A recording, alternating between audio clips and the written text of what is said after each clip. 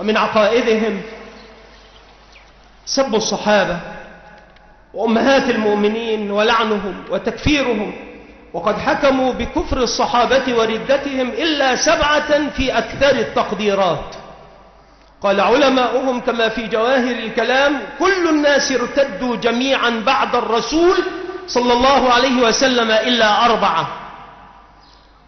وفي أصول الكافي، وهو من أعظم أصولهم، في المجلد الثاني في الصفحة 45 بعد 200: كان الناس بعد رسول الله صلى الله عليه وسلم أصحاب ردة إلا 3: أبو ذر وسلمان الفارسي والمقداد.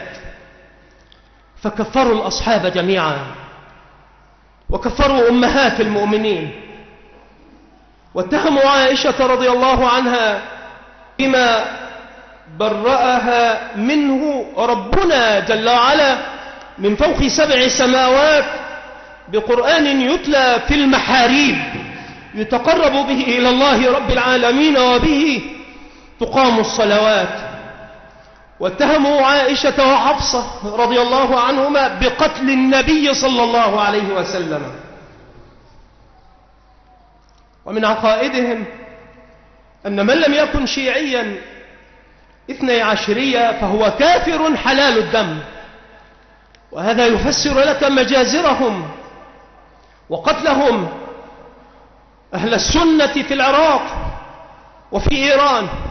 وطهران هي العاصمة الوحيدة على ظهر الأرض من عواصم أهل القبلة ومن عواصم أهل الكفر والشرك، هي العاصمة الوحيدة التي ليس فيها مسجد لأهل السنة، العاصمة الوحيدة على ظهر الأرض التي ليس فيها مسجد واحد لأهل السنة.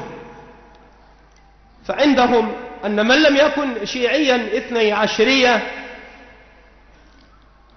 فهو كافر حلال الدم. قال نعمة الله الجزائري في كتابه الأنوار النعمانية في المجلد الثاني في الصفحة 79 بعد 200، وهو يذكر إله الشيعة وإله السنة.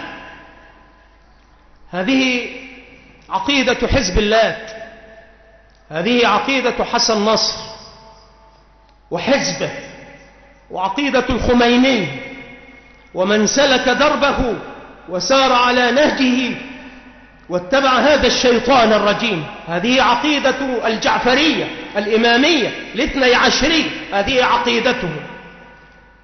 يقول هذا الفويسق وهو يتكلم عن إله الشيعة وإله السنة: لم نجتمع معهم على إله ولا نبي ولا على إمام،